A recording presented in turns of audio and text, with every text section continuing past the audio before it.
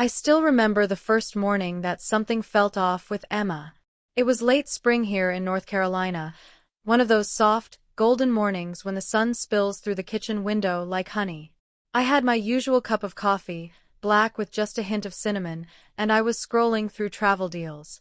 Emma and I had been talking about taking a mother-daughter trip to California that summer. Just the two of us, ocean breeze, vineyards, laughter. After years of working double shifts as a nurse, I wanted that trip more than anything.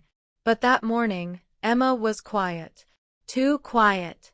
She was sitting across from me, stirring her coffee as if it held the answers to life itself. "Everything okay, sweetie?" I asked, trying to sound casual.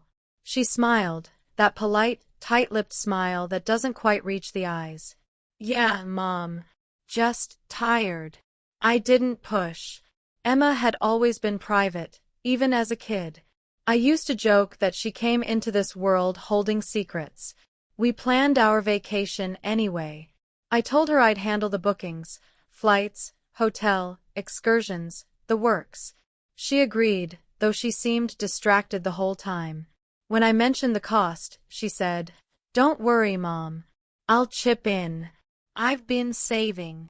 It felt good hearing that.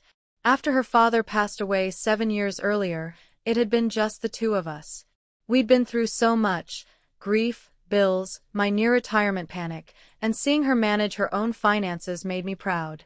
She had just landed a marketing job in Raleigh, her first real paycheck, and she was finally standing on her own 2 feet. But looking back, there were signs. Small, quiet signs. She started getting mail addressed to her, marked confidential. She'd quickly tuck it into her purse before I could glance at the return address. Sometimes, late at night, I'd hear her on the phone whispering, calm, deliberate whispers. Once, when I walked into her room to ask about groceries, she minimized something on her laptop so fast, it made me pause. Still, I trusted her. I always had. The vacation was supposed to be our restart, our chance to reconnect after years of drifting. I'd been saving for it for months, setting aside a chunk of my retirement payout. A whole $50,000 I'd planned to use not just for the trip, but for a small house remodel afterward. A new kitchen, a little garden patio. My dream. But 2 weeks before our departure, everything changed. I'd gone to check my bank account that afternoon. It was just a routine check, making sure all the bills had cleared. But when I saw the balance, my heart stopped. $50,000 gone. Withdrawn in full, in one single transaction. At first, I thought it was fraud. I remember my hands shaking as I dialed the bank, my voice trembling as I said, "There's been a mistake." The woman on the phone pulled up my file and told me calmly, "Mrs. Walker, the funds were transferred to another account, under the same family name." My family name. My stomach turned cold. Can you tell me who?" I asked. She hesitated. "I'm afraid the transfer went to an authorized secondary account holder listed as Emma Walker." I swear the room spun. My daughter. My only child. I hung up and sat on the kitchen floor, the same kitchen where she'd once colored in her homework, where we'd made pancakes on Sundays. I couldn't understand it. The betrayal, the secrecy, the why. When she came home that evening, I confronted her. Not with anger, not yet, just confusion and fear. "Emma," I said softly, "I checked my bank today." Her face drained of color instantly. "What did you do?" I whispered. She started crying before she could form words. "Mom, I didn't steal it. Please, listen to me." Her story came out in shaky pieces. She had opened a secret bank account almost a year earlier. She'd been putting money into it quietly, telling herself it was for us, a backup fund, an emergency plan. But when her boyfriend, Tyler, lost his job, she'd started borrowing from my savings, promising herself she'd replace it before I ever noticed. Except she didn't. She used almost all of it, paying off his debts, covering his car payments, helping him get back on his feet. She thought she was doing something good. She thought love justified secrecy. I listened in silence, numb, as she sobbed at my feet. "Mom, I was scared to tell you," she said between tears. "You've done everything for me. I just wanted to help someone for once. I didn't think." "No, you didn't think," I snapped before I could stop myself. That night, I couldn't sleep. My chest felt tight. Not just because of the money, though losing $50,000 at 52 is no small thing, but because of the betrayal. The child I had sacrificed for, the girl I'd raised with open hands, had taken advantage of the one thing I always gave her freely: trust. For weeks after that, we barely spoke. She moved out, staying with a friend. I went to work, came home, made tea, and stared at the walls. The house felt emptier than ever. But pain has a strange way of sharpening you. Somewhere between tears and sleepless nights, I began to think, maybe this wasn't just about money. Maybe it was about me. I had spent my whole life taking care of others. My late husband, my patients, my daughter. I had never once stopped to ask what I truly wanted for myself. Maybe that $50,000, that illusion of control and security, had been holding me captive. So one morning, I did something unexpected. I booked a solo trip, the same California trip Emma and I had planned. I went alone. The first few days were lonely. I'd catch myself reaching for my phone to text her, then stopping. But slowly, something shifted. I started talking to strangers, hiking alone, eating at little coastal cafes. I'd watch the ocean crash against the rocks and think, I'm still here. I'm still standing. Somewhere between the waves and the sunsets, forgiveness began to bloom. Not just for her, but for me too. When I got back home, Emma was waiting at my door. Her eyes were puffy, her hair unwashed. She looked like the child I used to tuck in after nightmares. "Mom," she whispered, "I'm so sorry." I saw the guilt in her, the shame, and I knew no punishment I could give would hurt her more than what she'd already done to herself. So I hugged her. And in that hug, I realized something profound. Sometimes losing everything is what sets you free. I didn't get my $50,000 back. But I got something better: peace, independence, and a new understanding of what love really means. That money once defined my security. Now, my security came from within. I won't lie to you. Forgiveness might sound graceful, but it's messy work. Even after that first hug, I couldn't look at Emma without feeling that hollow ache inside my chest. Every time I opened my online banking app, the empty numbers stared back at me like a bruise that refused to fade. Still, something inside me whispered, "Keep moving, Linda. Keep living." The first thing I did was rearrange my house. Not redecorate, rearrange. I took down the floral curtains I'd bought when Tom was alive, gave away the old dining table, and painted the kitchen walls a soft sage green. It felt symbolic, like shedding an old skin. I even packed away half of Emma's childhood things: the dance trophies, the prom photos, the glitter-covered crafts from 3rd grade. I kept them safe, but I needed the space to breathe. One evening, while cleaning, I found a little envelope in the back of the kitchen drawer. Inside was a note in Emma's handwriting.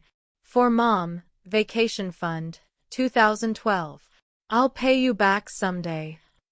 The sight of it undid me. I sat on the floor and cried, not out of anger anymore, but grief for the years we both spent trying so hard to be enough for each other. Work became my refuge. I picked up extra shifts at the clinic and signed up for a weekend course in holistic nursing, something I'd always been curious about but never had the time for. The first class was awkward. Everyone was younger, quicker, glued to their tablets. But there was one student, Carla, around my age, with the same streak of silver in her hair. She became my coffee break companion, and before long, my friend. Carla had been through her own heartbreak, a son who'd cut her off after a family business dispute. Over cups of burnt coffee in the hospital cafeteria, we traded stories and laughter, the kind that grows out of shared pain. "Kids break your heart," she said one day, but they also teach you what kind of love you're capable of. I carried that sentence with me for weeks. 3 months after the California trip, Emma called. Her voice trembled like someone standing in cold rain. "Mom, I found a second job," she said. "I'm paying you back. Every cent." I told her I didn't need the money, but she insisted.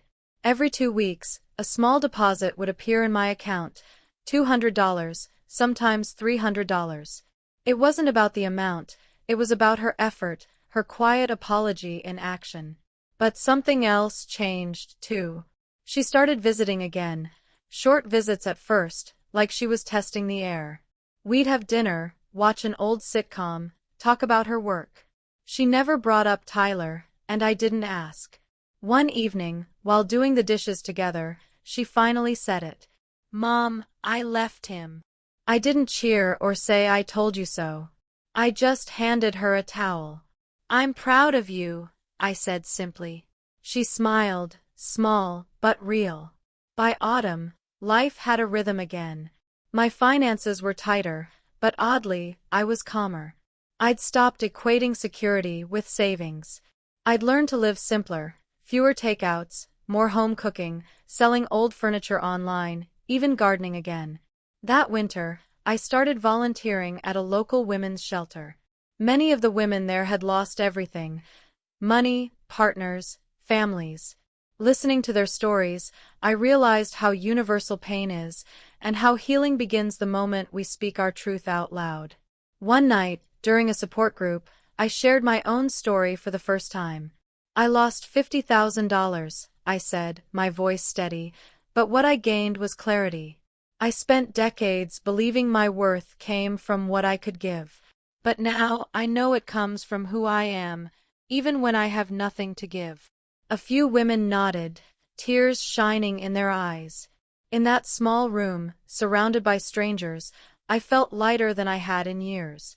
Emma's repayments continued, and though it would take years to reach the full amount, the gesture itself healed something between us. We began meeting for Sunday brunches, just the two of us again, but different this time. No expectations, no control. One Sunday, she brought me a small envelope. "Before you open it," she said, "just know it's not money." Inside was a plane ticket, one way, to Oregon. "I found a cabin near Mount Hood," she said. "A little place that needs some love. I thought you could use a new start. Maybe start that wellness retreat you always talked about." My throat tightened. For years I dreamed of running a small retreat for nurses, a weekend getaway for women who cared too much and rested too little. I'd never told her it was still in my heart. "Emma," I whispered, "how did you—" She shrugged, tears glistening. "You raised me. I listen, even when I pretend not to." That night, after she left, I sat by my window watching the snow fall. I thought about the woman I was a year ago, terrified, betrayed, broken. And I thought about the woman I'd become, steady, forgiving, alive. Losing that money didn't ruin me. It freed me. Because sometimes, life strips you of everything so you can finally see what's left, and what's left is enough. When I first saw the cabin, it didn't look like the sort of place where people healed. The roof sagged, the porch creaked, and a stubborn pine leaned over the driveway as if guarding old memories. But as I stood there, suitcase in hand, breathing in the pine and rain air of Oregon, I felt something I hadn't felt in years: quiet hope. I called Emma that night. "It's smaller than I imagined," I told her, laughing softly, "but it feels like it's been waiting for me." She smiled through the phone. "Maybe it has, Mom." The next few months blurred into sawdust and sunlight. I learned how to fix leaky pipes from YouTube, painted walls with leftover colors from the local hardware store, and planted lavender outside the kitchen window because I'd read it calms the nervous system. Every evening, I sat on the porch wrapped in an old quilt, watching the mountain fade into dusk. There were no sirens, no schedules, just the sound of wind in the trees and my own heartbeat learning a slower rhythm. Emma visited often. At first she came on weekends, bringing groceries and guilt. But slowly the guilt gave way to laughter. She'd tease me about my hippie nurse retreat, and I'd tease her about her new thrift store wardrobe. One Sunday she arrived with a small wooden sign she'd made herself. Willow Rest, a place to breathe. We hung it by the gate together. It wasn't fancy, but it felt sacred. By spring, the retreat had quietly begun. A few nurses from the hospital came for a weekend, yoga on the deck, soup simmering in the crock-pot, long talks about burnout and grief. I didn't charge much, just enough to keep the lights on, but every woman who left said the same thing: I feel lighter. That was payment enough. One afternoon, as Emma helped me set out candles before a group arrived, she paused and looked around the cabin. "Mom," she said softly, "I can't believe this grew out of what I did." I touched her arm. "Sweetheart, it grew out of what we learned. You taught me how to let go of control. I taught you that forgiveness is work, not weakness. We both rebuilt." She nodded, tears glistening, and for the first time since that awful day in North Carolina, I saw no fear in her eyes, only pride. That summer, something beautiful happened. A magazine that covered wellness spaces in the Pacific Northwest sent a writer to feature Willow Rest. She asked how it began, and I told her the truth. "I lost $50,000 once," I said. "But it bought me something priceless: clarity. It forced me to live my own life instead of financing everyone else's." When the article came out, Emma called me laughing. "Mom, you're famous," she said. I wasn't. But I was seen. 4 years, I'd existed in the background. Mother, widow, nurse. Now I was simply Linda, a woman who survived heartbreak and built peace with her bare hands. A year later, on my 53rd birthday, Emma surprised me again. She arrived early, carrying a small envelope. I smiled, bracing myself for another airline ticket or some creative repayment scheme. Inside was a personal check for $50,000. "Emma." "It took me a year of 2 jobs," she said, tears spilling over, "but I did it. I wanted you to have it back. Every cent." I looked at that check, then at her, and realized I didn't want it. The woman who once measured safety by numbers in a bank account no longer lived here. I tore the check neatly in half. "Then let's start a scholarship," I said. "For young nurses who need a break. Call it the Emma Walker Fund." She covered her face and cried, laughing through the tears. "You're impossible, Mom." "Maybe," I said, hugging her. "But now we're impossible together." That evening, after everyone left, I sat on the porch again. The sky was streaked with pink and gold, the kind of light that makes the world look forgiving.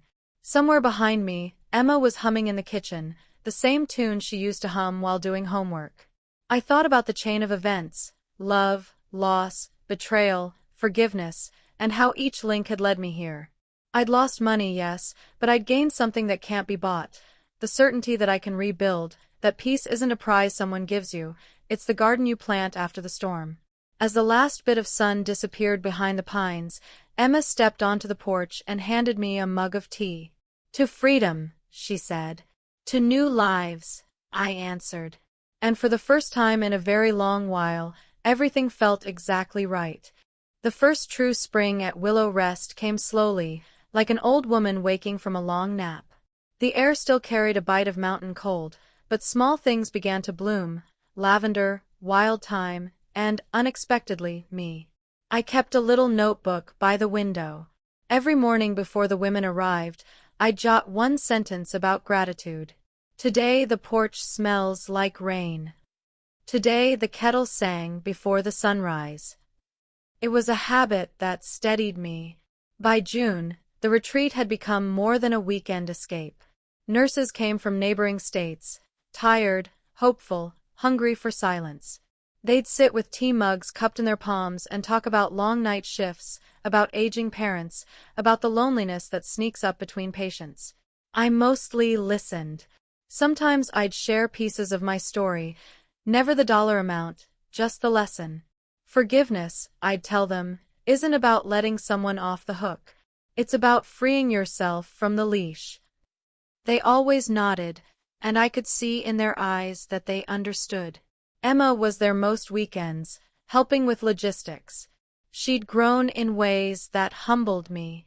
The once impulsive girl who believed love meant sacrifice had learned boundaries. She was finishing a graduate certificate in counseling, wanting to specialize in financial trauma. One evening after dinner, we sat on the porch watching fireflies rise from the grass. "Do you ever regret it, Mom?"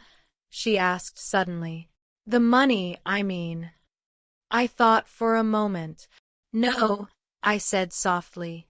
"I regret the pain, but not the lesson. Money can be earned again. Trust, that takes work. And we did the work." She leaned her head on my shoulder, and for a while we just listened to the crickets. Flashback.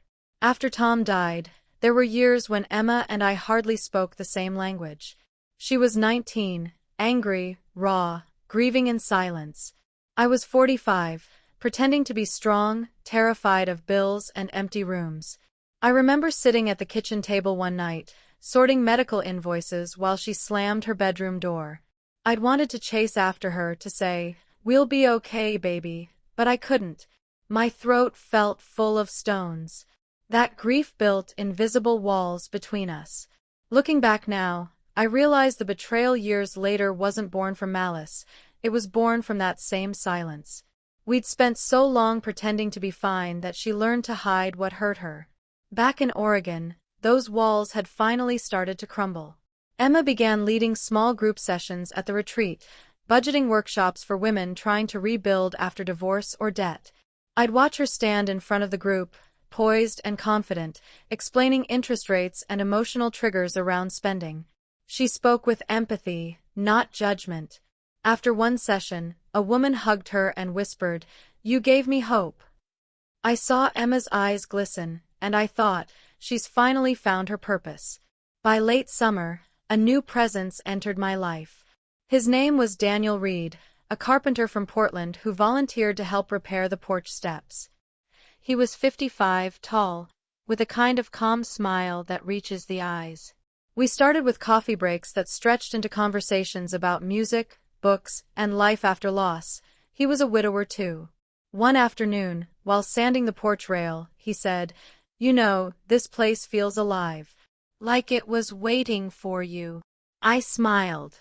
"Funny," Emma said the same thing. He chuckled. "Smart girl."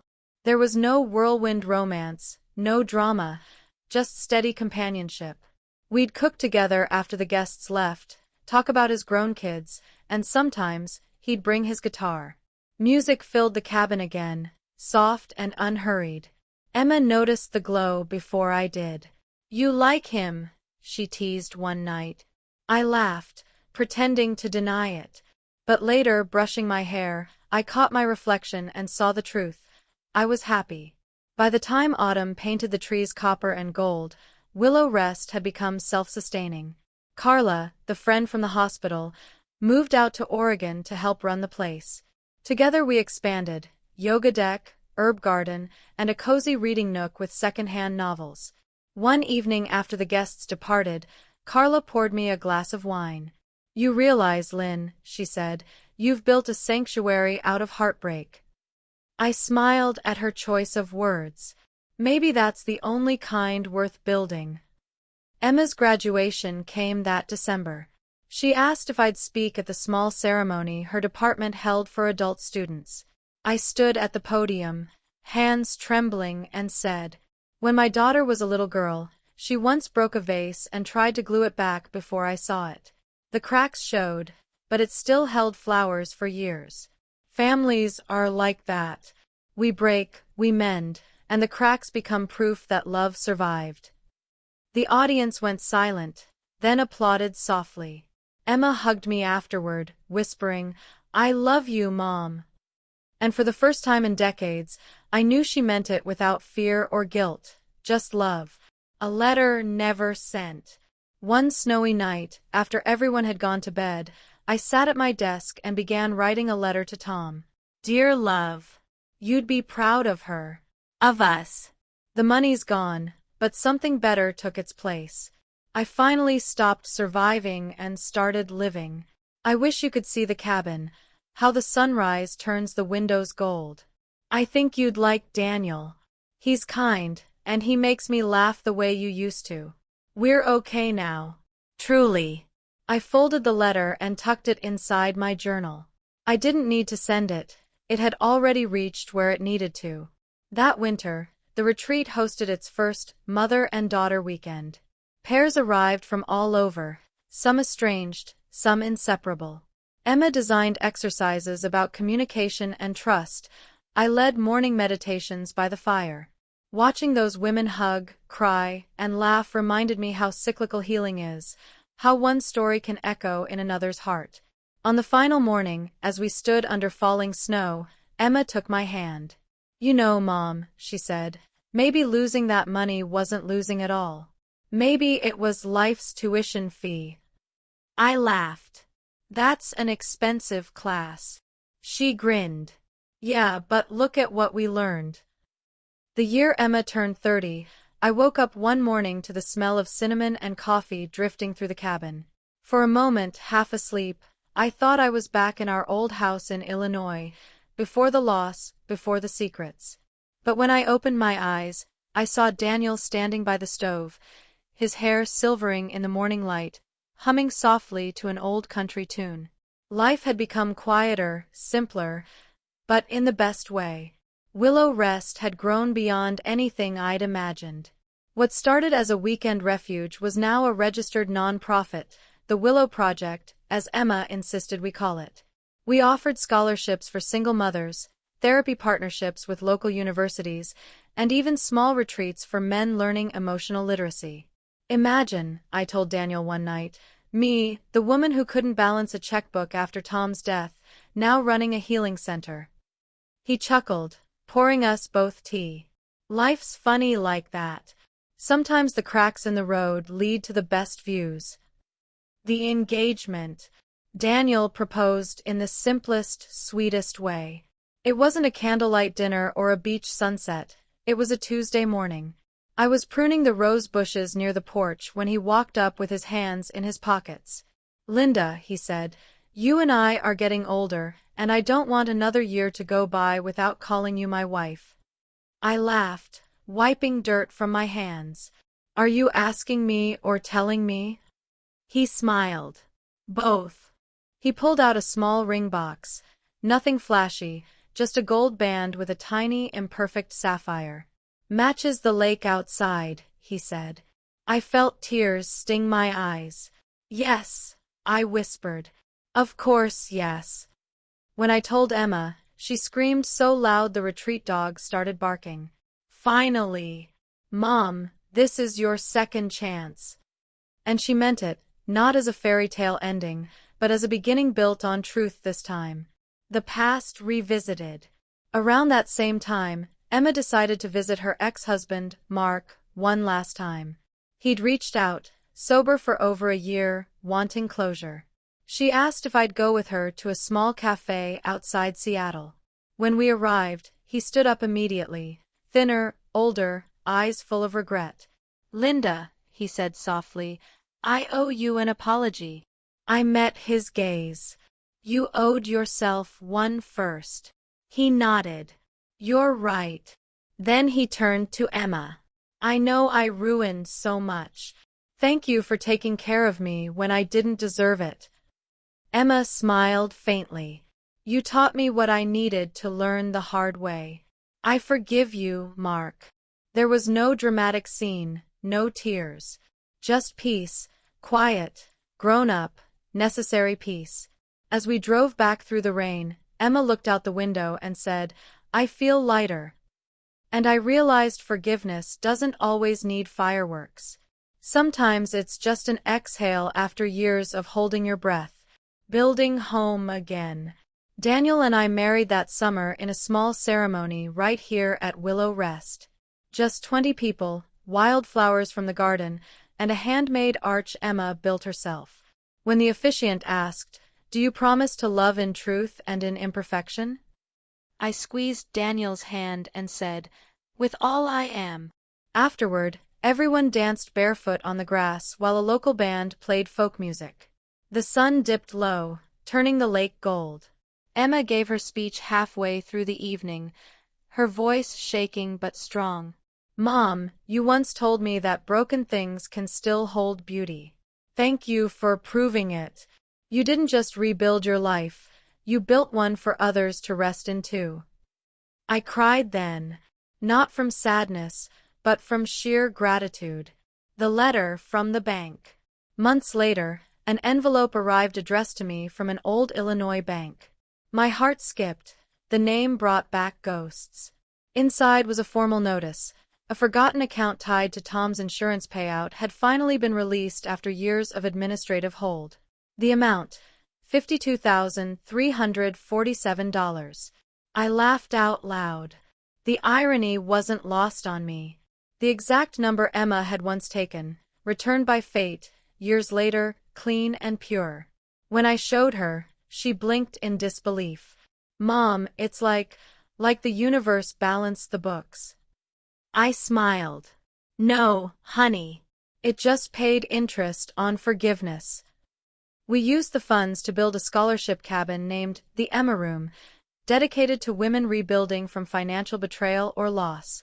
On the wooden plaque outside, we engraved a quote Emma chose herself. You are not what you lost. You are what you learned. The circle closes. Years passed gently after that. The retreat thrived. Daniel taught woodworking to guests. Emma became a licensed counselor, splitting her time between Portland and our center. Sometimes, on quiet evenings, I'd sit on the porch with a cup of tea, watching the sky bleed orange and purple over the trees. Birds would dart over the lake, and wind chimes would whisper in the distance. In those moments, I often thought of the woman I used to be, Linda, the widow with bills stacked on the counter, clutching her checkbook like it could save her. I'd want to reach back in time and tell her, you will lose everything you think matters, and that loss will strip you bare, but from that emptiness, you'll find what truly fills you. Because that's the truth no one tells you. Sometimes the best thing that ever happens to you begins with heartbreak that feels unbearable. Final reflections. It's been 10 years now since that day Emma confessed. 10 years since I thought my world ended, and discovered instead that it was just turning a page. Every spring, when the first daffodils bloom outside Willow Rest, I hold an open circle for new guests. I tell my story again, not polished, not heroic, just honest. I say, I lost $50,000 once, but in return, I found peace, purpose, and a deeper kind of love. People always laugh softly, thinking I'm joking. Then they see my eyes, and they know I mean it. Sometimes, after the guests leave, Emma and I sit together on the porch. We don't talk much anymore. We don't need to. We've already said everything that mattered. One evening, she whispered, Mom, if Dad could see us now. I smiled toward the horizon. He does, sweetheart. Every time the light hits that lake. The wind stirred the chimes. The air smelled like lilacs. I closed my eyes and felt an overwhelming calm, not the fragile peace of things untouched, but the hard-earned kind that comes after storms. The kind that whispers, you made it.